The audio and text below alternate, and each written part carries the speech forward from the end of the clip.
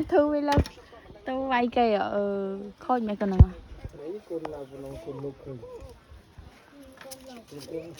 đúng yên thâu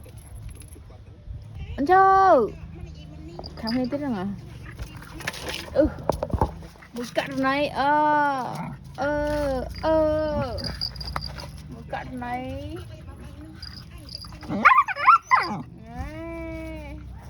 thăm cây có nãy sao rồi chết đây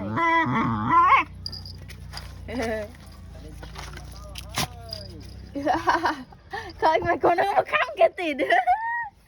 khơi mày khám cái thọ tịt trong bật phò tăng mày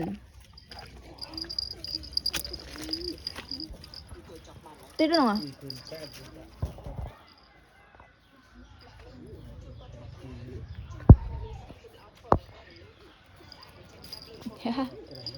ân bự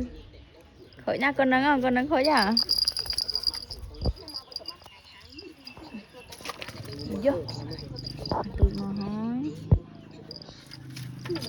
ô hô dạ hỏi chắc là tôi khăm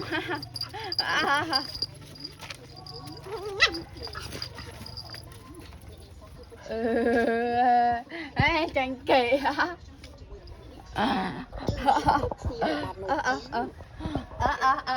sai